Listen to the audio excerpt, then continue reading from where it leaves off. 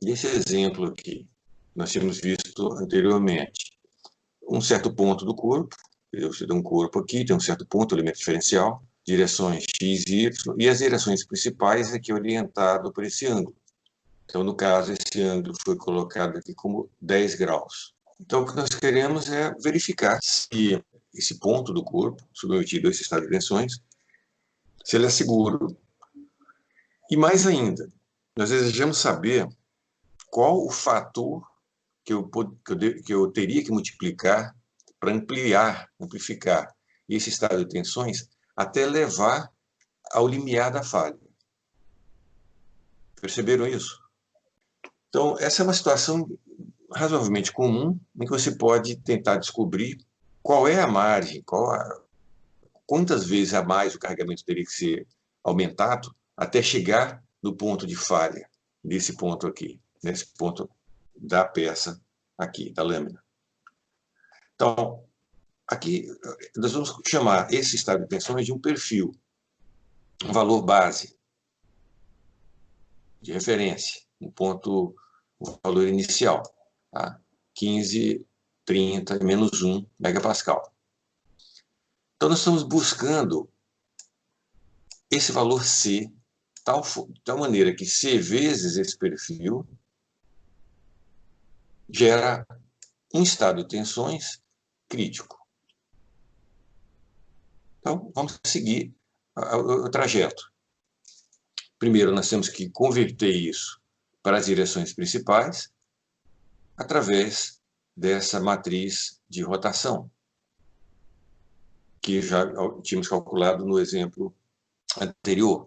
Então, a tensão no limiar da falha vai ser C vezes T, e aqui o perfil. Fazendo essa operação, nós vamos obter esse valor aqui. Então, esse aqui, na verdade, é o perfil nas direções principais. Esses valores aqui, nas direções X, nas direções principais.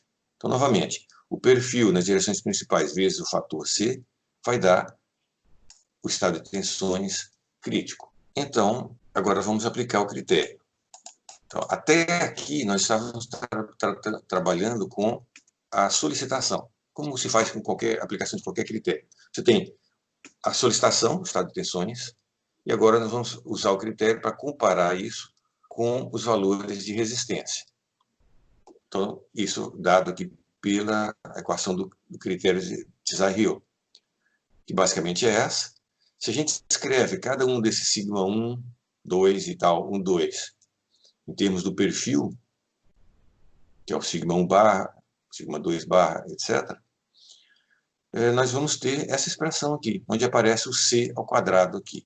Lembra? Sigma 1 é igual a C vezes sigma 1 barra. Então, ao quadrado aqui vai ficar C ao quadrado aqui. E assim por diante, vai ter um C ao quadrado em todos esses termos, que simplesmente passamos para o lado direito. Vamos abrir essa colocar os valores aqui à esquerda, nós vamos ter isso aqui, igual a 1 sobre C. Então, mostra aqui 1 sobre C ao quadrado. Então, no fim das contas, se chega a esse valor aqui de C, certo? 1,03. E aqui vem uma dúvida. Como é que esse valor foi ficar tão pequeno assim? Vou dar uma olhada nos números. O que está colocado aqui? Que a falha vai acontecer nesse estado de tensões que é dado por C vezes o perfil. Então, vai ser nesse estado de tensões aqui. O que é o quanto? Menos de 3% acima do perfil. Mas o perfil são valores irrisórios, como eu tinha colocado, de tensões. 15 megapascal na direção X. Mesmo escrevendo aqui nas direções principais, o perfil é 14 na direção 1, 29 na direção 2 e 6,7 em cisalhamento. Enquanto que os valores de resistência são bem impressionantes. 1000 megapascal na direção 1 em tração, 600 megapascal em compressão. Agora, o que acontece é que, onde que está o problema aqui? Como que essa lâmina veio a falhar com um estado de tensões tão baixo? Essa informação vai vir quando a gente analisa quando usa o critério de tensão máxima. O critério de tensão máxima ele pode ser menos preciso, mas ele é o que dá indicação do modo de falha. Então, basicamente, o que nós temos que fazer é comparar, termo a termo, esses valores de resistência com os valores da solicitação, que são esses aqui. Tá?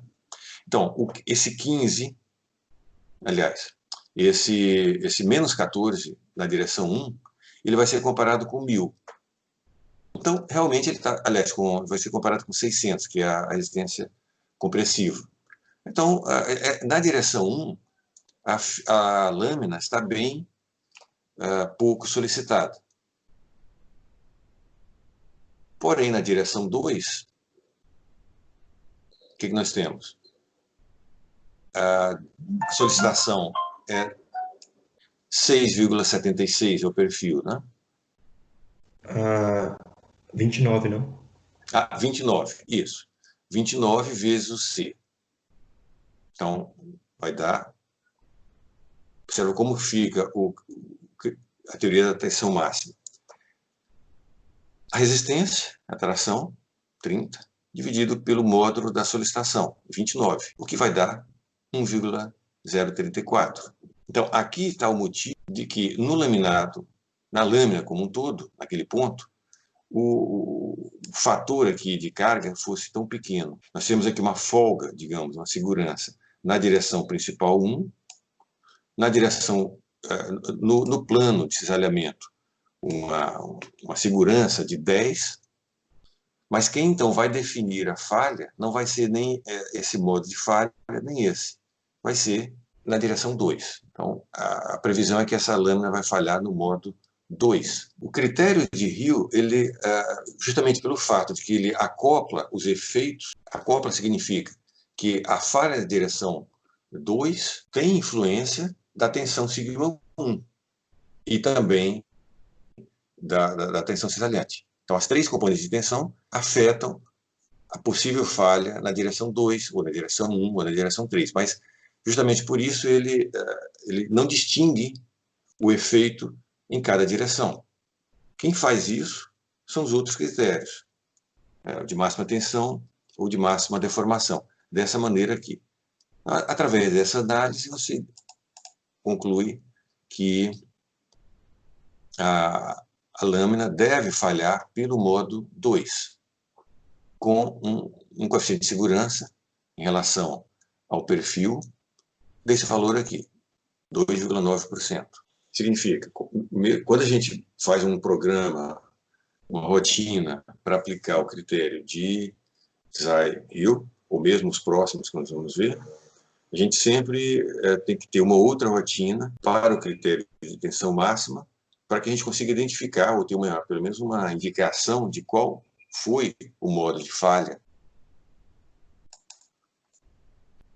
Vamos agora ao critério chamado Tsai-Wu, mais recente do que o Tsai-Hill.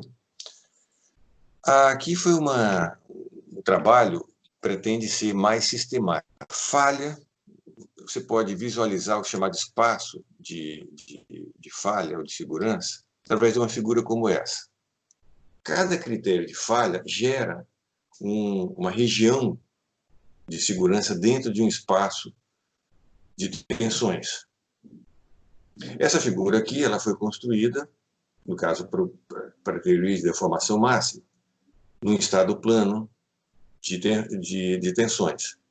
Então, as coisas podem ser, já que sigma 3 é considerado zero, o estado de tensões pode ser resumido a esse plano, sigma 1, sigma 2.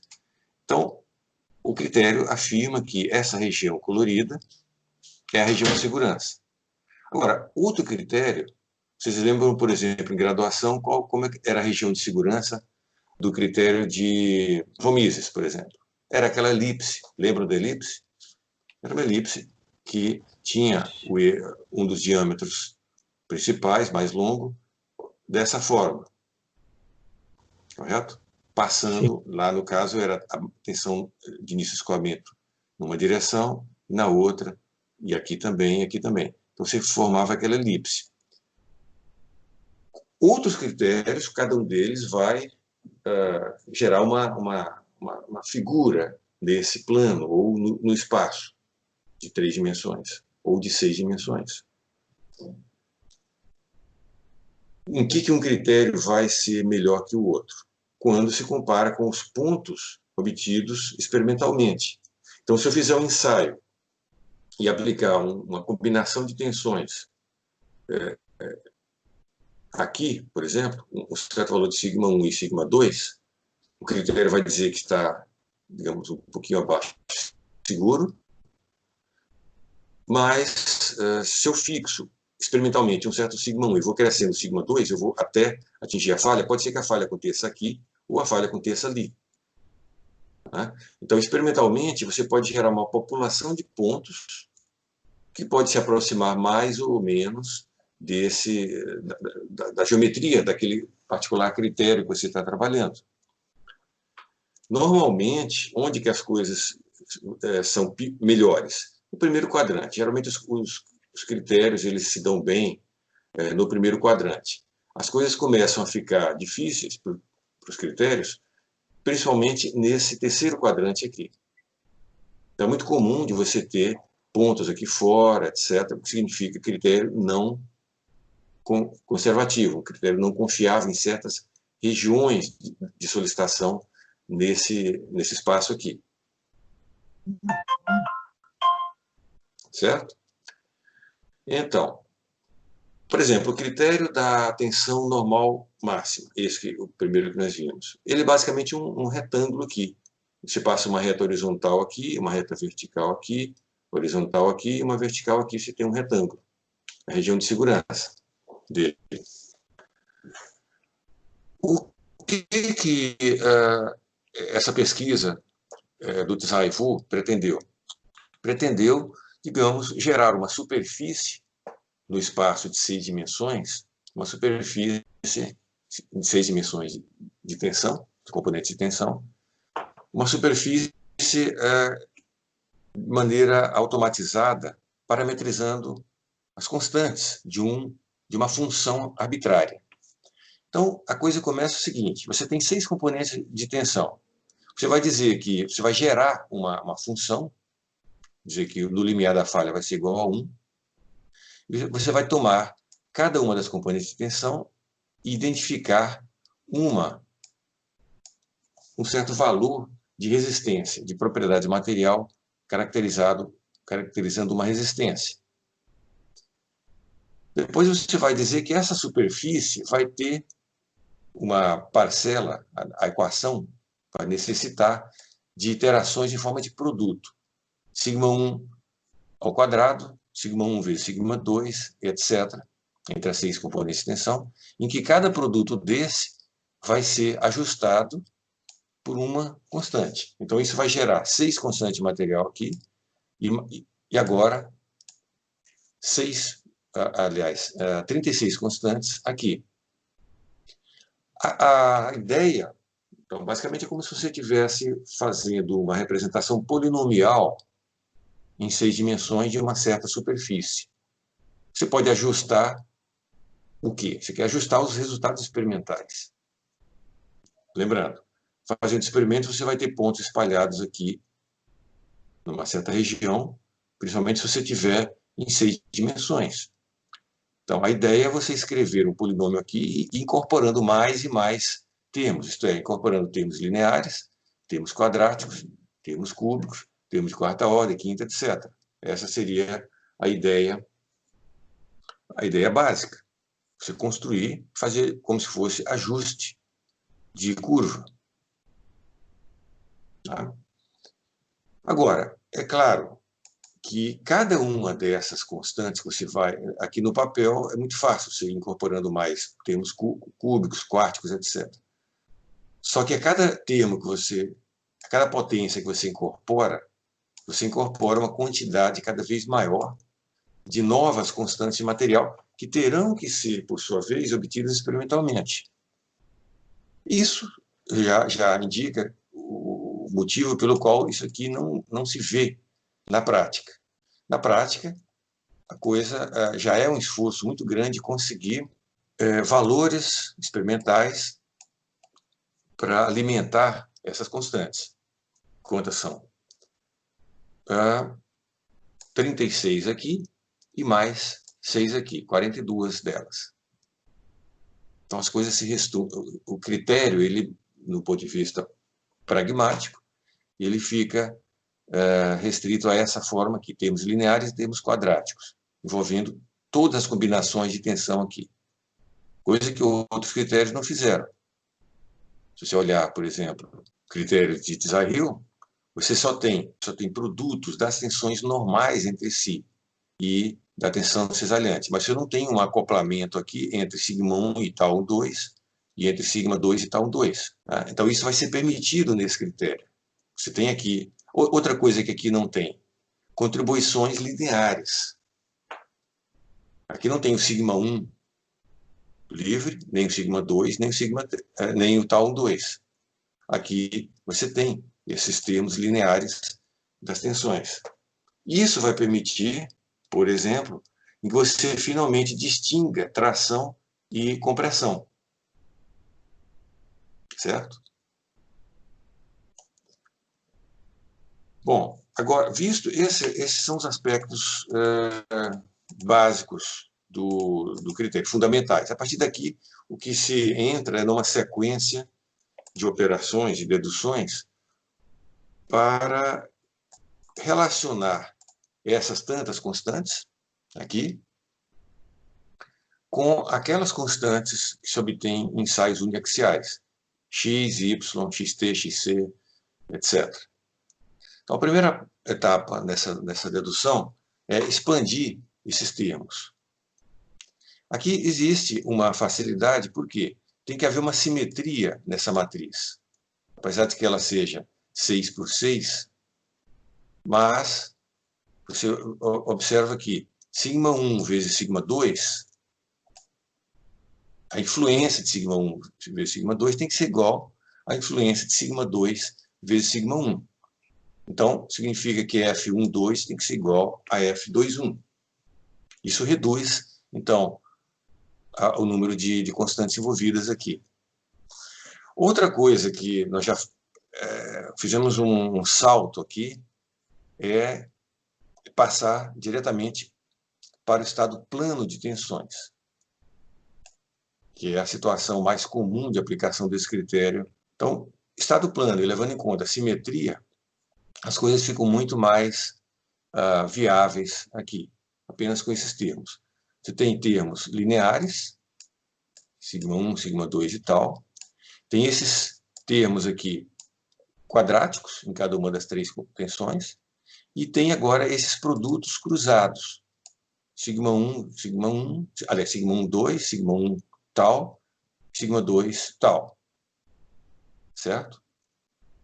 Então, agora, nós começamos com uma sequência de aplicação das condições de um ensaio. Então, por exemplo, se você, nessa equação, você aplica as condições de um ensaio em que apenas tal 2 seja não nulo, então a falha acontece quando tal 2 igual a mais S e quando igual a menos tal S. E, ao mesmo tempo, você aplica no ensaio, além do tal, σ1 igual a uma certa constante sigma, certo valor sigma. Isso gera uma equação. Se você agora aplicar, gera uma equação para tal igual a mais S e outra para tal igual a menos S. O resultado disso, a única maneira disso poder ser correto, é que esse F16 tem que ser nulo. Outra situação que você aplica, tal 2 igual a mais S ou menos S, e o σ2 igual a uma constante. O resultado disso é que o F26 também deve ser nulo. Certo? O que é muito bom, porque você não precisa realizar esses ensaios na realidade. Eles são apenas uma possibilidade aqui, matemática. Você já obteve, então, duas das constantes sem realizar ensaios, apenas impondo uma compatibilidade, uma autocoerência aqui entre esses termos. seguida, você aplica apenas sigma1 em tração, para obter uma equação. Aplica apenas sigma1 em compressão, para obter uma outra equação. E aplica sigma2 em tração e compressão. Você obtém o quê? Todas essas relações aqui. Agora, o F1 em termos de xt e xc, o F1, o F2, o F22, etc. E isso você obtém expressões para todas essas constantes, exceto para F12. Então, aí é uma das dificuldades desse método.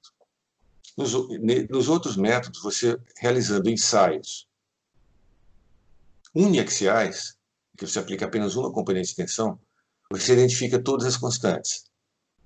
Nesse ensaio, isso não é possível para identificar o F12. A identificação do F12 exige que você faça algum tipo de ensaio biaxial, o que é uma dificuldade. Um deles, que você pode aplicar, e aí você poderia escolher qualquer coisa, um esforço normal sigma1 e um cisalhamento, ou um sigma1 e um sigma2 com dois valores diferentes, etc. Várias combinações de estado de teste biaxial podem ser feitas. Quando você incorpora aqui na expressão do critério, você vai ter uma equação e com isso você vai identificar F12.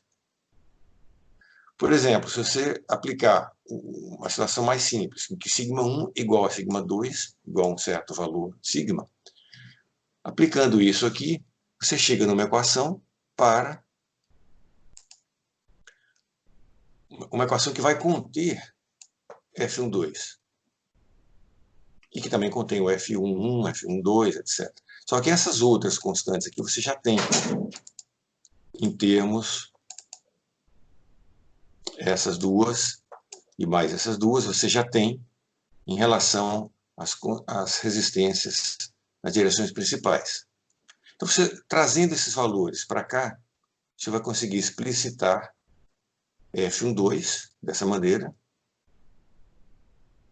em termos daquelas constantes já obtidas em ensaios uniaxiais e do valor crítico de falha no estado biaxial de tensões. Então, fazendo esse ensaio, você obtém esse sigma crítico, traz os outros valores e você vai ter essa última constante F12 aqui. Isso foi identificado e, digamos, durante um bom tempo não se usava esse critério, porque justamente por causa da necessidade de realizar um ensaio biaxial. Vocês imaginam, fazer ensaios uniaxiais em materiais compostos já é complicado, bem complicado e caro. Fazer um ensaio biaxial é muito pior. Tá? Então, isso ficou meio que, durante algum tempo, em pouco tempo, abandonado, até que algumas pesquisas surgiram. Então, a primeira pesquisa digna de nota que eu reporto aqui é essa de Pipes, em 1973, fazendo ensaios experimentais, identificando experimentalmente os valores de F12, em um composto de boro-epóxi, em vários ângulos, uma lâmina simples, modificando o ângulo da direção principal em relação à tensão aplicada. Então, ele foi comparando os valores experimentais com a previsão desse critério aqui. O que ele observou é o seguinte, que o critério se aproximava muito bem em tensões normais compressivas, o que é uma coisa muito boa, porque os outros critérios não conseguem fazer isso, que é justamente esse quadrante aqui. Então, esse critério mostrou que ele é bom nesse quadrante. Então, é um ponto positivo. Mas a coisa muito boa que surgiu é que ele observou, comparando os números, os valores, que se você variar, por exemplo, esse F12, nessa faixa, observa que é uma faixa razoavelmente larga. de menos 0,5 até menos 0,9. O efeito de você, isto é, pegar qualquer valor nessa faixa aqui, não afetava sensivelmente o resultado do critério para qualquer ângulo de orientação de fibra. Em toda a faixa de θ, o critério fica praticamente indiferente ao valor de F12, dentro dessa faixa aqui. Bom, a partir disso, quase na mesma época, o Tsai conseguiu, de uma maneira empírica, encontrar uma expressão, uma aproximação para esse F12, como uma combinação de Fs já previamente obtidos, que podem ser obtidos por ensaios uniaxiais, com aquelas expressões lá de cima. Por exemplo, F22 é dado apenas isso aqui. Tá? Significa uma aproximação para esse F12 em termos de valores uniaxiais. Tá?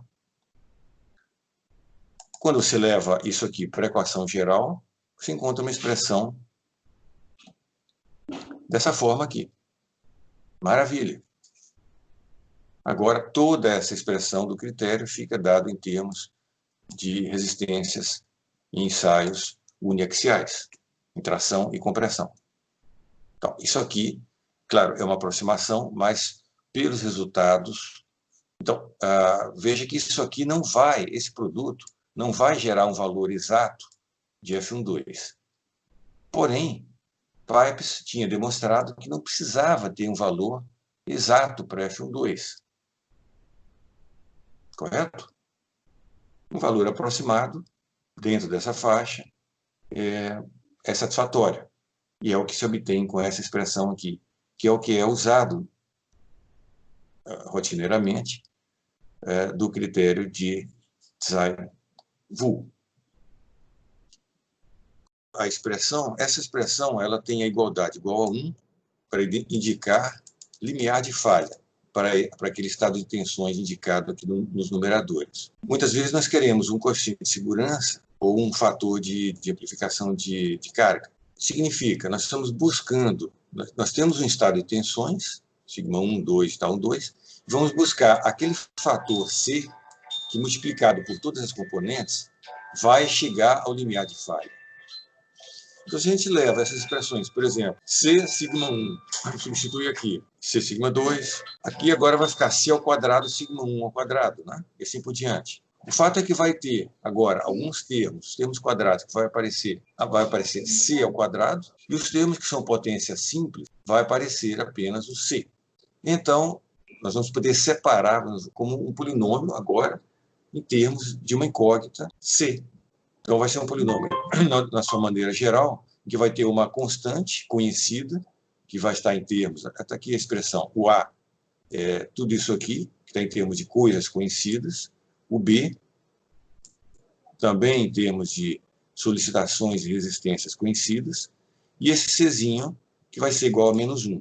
Tudo isso aqui igual a zero. É um polinômio quadrático que você pode usar para resolver e descobrir, vai ter duas raízes, você vai ter que escolher a útil, válida, a outra não será útil, ou não será válida, e assim você terá, usando esse critério, uma forma de obter um coeficiente de segurança, tá? Resolvendo esse polinômio dessa forma. Outro comentário, isso aqui é uma expressão completa, que ela admite diferenças em tração e compressão nas direções normais. Num caso particular, em que você tenha um material que, por algum motivo, tem resistência à tração e compressão iguais, então nós podemos dizer xt igual a xc, yt igual a yc. Se você impõe isso, esse termo some, e aqui vai ficar x ao quadrado, aqui vai ficar y ao quadrado, e aqui vai ficar como? X ao quadrado vezes y ao quadrado, tirando a raiz quadrada, vai ficar isso. Então, essa expressão vai se reduzir a isso aqui. E aí, se você comparar com a equação do Tsai-Wu, comparando com essa equação aqui, você vai ver que é basicamente essa. Bom, claro, colocando 1 sobre C aqui, coeficiente de segurança, é a mesma equação, exceto por esse termo aqui. Quando você tem o produto das duas tensões normais, aqui aparece x ao quadrado e aqui aparece o produto xy. Então, termina que isso aqui, ela tem uma similaridade, mas tem uma melhoria. Lembra que eu falei que na hora de implementar o método, você aqui teria que optar por usar, digamos, se isso aqui for compressivo ou trativo, não faria diferença aqui, nesse termo. Aqui você já pode usar. Se você coloca os sinais adequados aqui, e as coisas funcionam bem. Você distingue muito melhor a resistência em X e em Y. Esses critérios que nós vimos são os mais, digamos, famosos, mais conhecidos, mas não são os únicos, tem uma quantidade deles. O que eu coloquei em seguida foi um certo sumário deles. Então, coloquei 2 aqui, que são interessantes, na realidade, esse de Hoffman e o de Rachin. O de Hoffman a gente pode enxergar como uma melhoria no critério de Hill. Lembra que o critério de Hill, ele, do ponto de vista simbólico, ele pode ser colocado assim. As 6 componentes do tensor tensão, em notação de Voigt, aqui e aqui, e essa matriz com as resistências. O que estava embutido aqui era aquela indiferença quanto à tensão hidrostática, já que só tem diferenças entre as tensões normais. O que o Hoffman fez foi incorporar esse termo, em que tem apenas, não tem produtos das tensões, tem as tensões individuais, a potência de grau 1 em cada componente de tensão. E vezes, claro, aí teve que criar novas propriedades de resistência do material, que é esses 3 valores novos aqui, C1, C2 e C3. Então, esse critério ele leva em conta. Então, como isso aqui são zeros, do tensor, aliás, do vetor de tensões, das 6 componentes, ele leva em conta apenas as 3 tensões principais. Justamente porque o objetivo é identificar o sinal dessas tensões, identificar tensões hidrostáticas. Fazendo o detalhamento aqui, se chega, abrindo isso, se chega a essa expressão geral, em que aparece agora esses novos termos. Os primeiros são os mesmos de Hill, e agora com esses termos lineares de tensão. Trabalhando, então, agora, comparando isso com o estado de tensões em ensaios uniaxiais, se chega ao correlacionamento agora de todas essas 9 constantes que estão envolvidas aqui com propriedades de ensaio uniaxial. Parece isso.